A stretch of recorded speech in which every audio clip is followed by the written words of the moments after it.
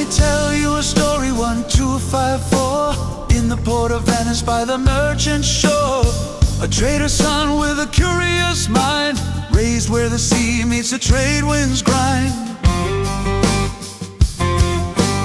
Marco Polo was his name, not born to glory, not born to fame. His father Niccolo had already gone east beyond maps most men rode on.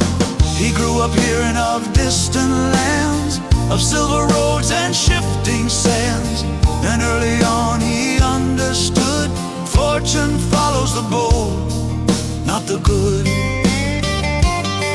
So at 17 he took the chance, left his city, left safe romance, with his father and uncle riding east toward the Mongol Empire's reach. Now listen close, this is what he saw. Cities lit by coal's black draw, paper money stamped with law, an empire vast without a flaw.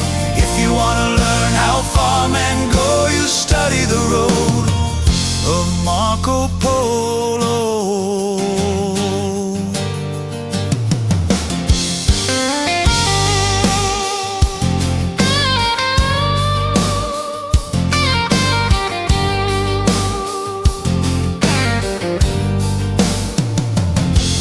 They crossed through Persia's battered plains, through the Pamir's cold and the desert's flames. 3 long years on caravan lines, trading breath for borrowed time, until they reached the court one day of Kublai Khan's sway. Grandson of Genghis Khan's might, ruler of lands beyond Europe's sight.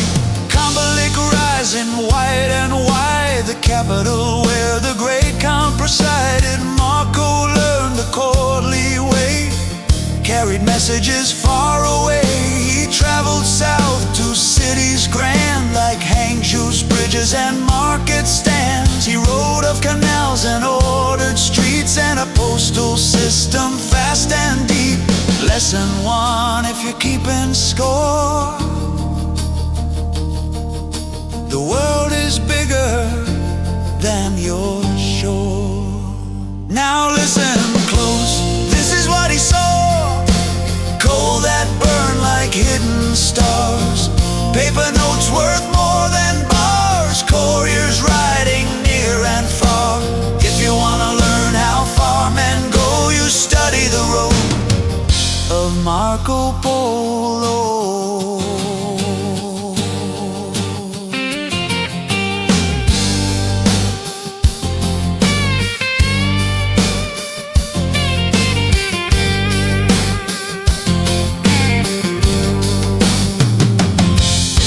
24 years in the Yan domain, serving under the Khan's domain, watching how an empire runs through roads and law, not just through guns. When the Khan grew old and time moved fast, the Polos asked to leave at last. They sailed with a princess bound for Persia's throne, a voyage that few would make back home. Storms and sickness tore the fleet, many died before land they'd meet. But in 1285 he returned to shore, Venice hadn't seen him in years before. He came back rich in silk and tail, but neighbors whispered he'd grown frail, not in body but in truth, as if the East had warped his proof.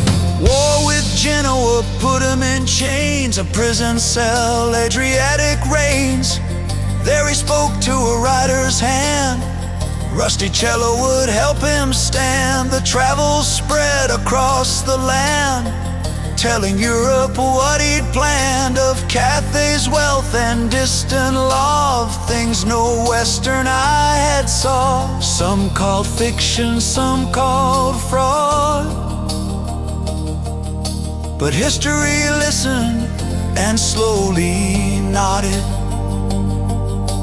Lesson 2, if you're learning still, truth sounds strange when it climbs a hill. So listen close to what he saw, not Not just riches, not just star, but systems strong and cultures vast. Proof that East outpaced the past. If you wanna grow, you have to go beyond the known, like Marco Polo.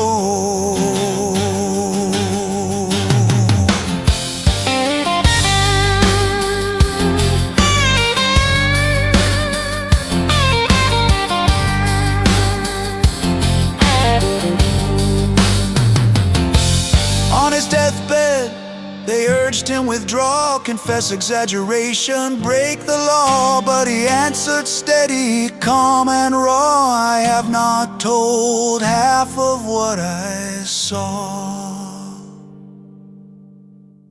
Finest deathbed, remember this: inspiration reshapes what exists. The map expands when courage calls, and sometimes the bold don't tell it all.